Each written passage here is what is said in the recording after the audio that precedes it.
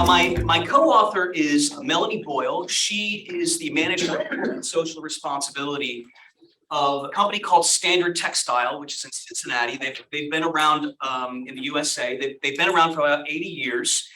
If you have slept in a hotel in either North America or Europe, there's a pretty good chance you've come into contact with their sheets or tapestries or their upholstery. And in addition to that, she was also the corporate social responsibility manager for Fifth Third Bank. It's not an international bank. It's a pretty big bank in the US. I happened to work there, but she was actually the corporate social responsibility manager there when they became the first Fortune 500 organization in the United States to move to 100% renewable energy. So I was fortunate to have her, someone who really knows something about CSR, to be involved in this project.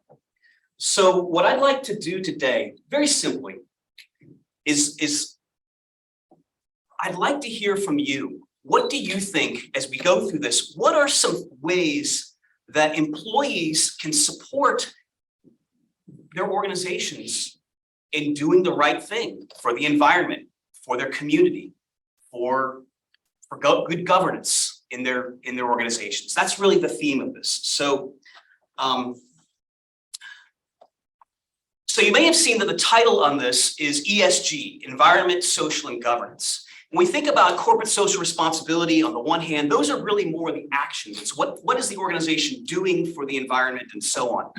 But we've got to prove it, right? We can't just put a little picture of a green dolphin on our package and say, yay, for me, we're doing something good for the environment. We've got to prove it, and we've got to prove it through reporting.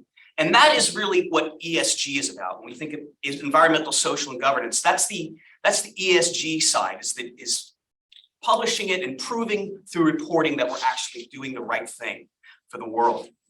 And as you may know, ratings agencies, they give ratings to organizations for their ESG performance. So organizations like Bloomberg, Standard & Poor's, they give ratings to companies. So you've really got to prove it through those ESG reports. Some of them are 150 pages long, right? And so organizations want to know, what can we do to try to improve this ESG performance? Now, when we look at the research, you may find a paper here, a paper there, in employee support for environmental initiatives in their organizations, right? But nothing has really, there's not really been any attempt that we know of. It hasn't appeared yet. People have just been looking at the folder and hearing my voice for the past few minutes. So that's okay. I know I talk loud. Thank you so much. So organizations want to know, what can we do to improve our ESG ratings, and what can employees do? Oh, that looks good. Looks like we're close. What can employees do to help out with that? And as I mentioned, there's been a little bit of research here and there on employee support for environmental initiatives and so on, but nothing has really brought them together under the umbrella of ESG. So one of the things that we wanted to do in this paper, in our review, was identify what are the various ways that individual employees can take action on their own to support ESG through their companies. So what we did was we reviewed ESG reports from a wide variety of organizations. We reviewed the research. We started to develop a scale. And so that's what I'm interested in. I hope we have time. I'd like to hear from you. Do you feel like we've captured it all? Okay, so when it comes to research on ESG, the main thing that researchers have been interested in is, do we make more money if we're good at ESG, right? So we've looked at outcomes such as firm value, portfolio returns, reactions in stock price to ESG ratings. And the general trend has been that if you're good at ESG, you've got good high ESG ratings, that's generally correlated with better financial returns on a macro level. There's been a little bit of interest in, okay, well, if we agree that we want ESG, what are some of the antecedents of that? And most of what's been looked at in that regard have been the big picture things, the size of the picture, the size of the firm, the structure of the board and the structure of the executive committee and so on. But not much is really looked at the people. And that's interesting because we know going back over the past few decades that the importance of people practices in facilitating a firm's strategy. So some of the research has been pretty fragmented. There's been some research here on employee volunteering, some on employee pro-environmental behavior, but nothing, as I said before, has really brought it together under this framework of ESG. So that's what we're trying to look at. So we defined employee pro-ESG behaviors as discretionary employee actions that contribute to environment, the community, and governance, but are not under the control of any formal management policies or systems. We derived that from Kim et al. And this discretionary piece is important. So for example, let's say at a high level, your organization has developed a policy that they are only going to purchase energy from renewable resources. That's not really something that you as a rank and file employee have a lot of control over, right? Other things might be part of your daily work. So let's imagine you are a small business banker and you're giving loans to underserved communities, right? It may go into your ESG report, and it certainly is good for your community, but that's part of your job, right? That's not really that's in your job description, right? So we can't really say that's a discretionary activity. We're really looking for things that individual employees can either do or not do, right? They take the initiative to do these things to support their these efforts. So here are some organizations that we looked at. These companies have very robust ESG reports. You can see there's a good cross section across of global companies here. And what we wanted to do was review these reports and look for, well, according to these companies, what are the things that their people are doing that can help out with ESG? I'm going. So let's start with employee pro-environment behavior.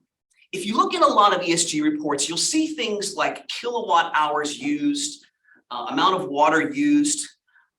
These are things that some employees may have some control over. What's interesting is that if you look at some recent publications on this and you look at how it's measured, what you'll see things are like, for example, in a survey, it might say, I use double-sided photocopies when possible, or I turn off the lights. Well, that's kind of a pre-COVID way of measuring that, right? A lot of us aren't going into the office at all that much anymore. And if we do, and we're probably not using the photocopier. And if we are using the photocopier, someone in IT probably set it to be double-sided anyways, right?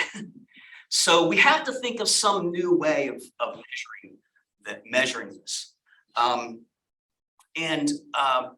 The other thing too is with people working from home, if they're not really in the office, then how do we measure that? How do we know whether an employee who's working virtually is taking actions that support the environment on behalf of their organization? It may be that they are helping out with, I don't know, let's say, for example, a beach cleanup, right? That is an activity that they could do that supports the environment on behalf of their organization.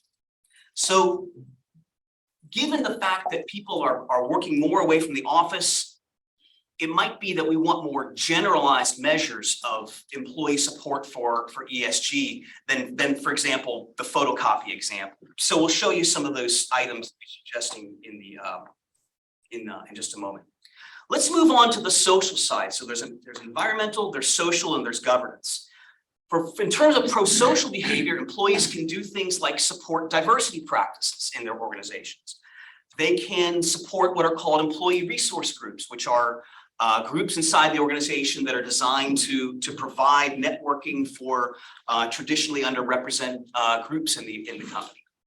And so there's also other aspects things they can do is support with volunteering activities and even charitable donations that are represented. So you can see you can see that these are sometimes things that where the organization has provided a framework, right? So when you think about an employee giving campaign in your company, the organization has provided a framework for you, but you as the employee, you really have a choice whether or not to participate. So that's why we feel that these are examples, these fit into that discretionary activity that employees can do to support it. And then finally, governance. This has become really big, particularly in the United States, having worked in a large bank where a lot of employees were incentivized to do things that were not in the best interest of the customer, right? Not at all, not at all. And there ended up being a lot of government scrutiny and a lot of government oversight because employees were signing up their customers for 8 or 9 different products that they never asked for. And it's even still been going on. So things like taking individual initiative to clear out customer data when it's no longer needed, right? Years ago, I remember hearing about a firewall. I thought there was this magical wall that just kept the company protected from doing anything dumb with information. No, it doesn't really work like that, right? Individual employees need to take the action to protect their customers' information. Other things too, like if you see something that's wrong, someone's doing something that's non-compliant, does the organization have a speak up program, right? Sometimes it's called self-identified issues, right? Are people using it? So what's interesting is that on that list, I think, as I recall, I think Toyota and Lloyd's Bank in their ESG reports provided the number of instances in which employees used the Speak Up program. And not only that, they even gave details about the content of what some of those issues were. I thought that was a very high level of transparency to put in a public document, right? Didn't see that in a lot of other organizations. But again, these are things that individual employees step up. For some reason, they're willing to step up and do this extra behavior to help out their organization and to help out their customers. This is also one area that I found the research to be very short on, which is employee willingness to look out for the customer, right? There's a lot out there on customer safety, right? Product safety, but we don't really know much about what motivates an individual employee to want to do the right thing for the customer. It really isn't. So I think this is probably an area of great opportunity. So we developed the scale. As you can see, we shy away from some of those really specific kinds of questions about turning the lights off and things like that because we don't know whether people are working from home or they're working in the office. But this was kind of how we construed this concept of employee support for ESG behaviors. And so, I'm interested to hear from you.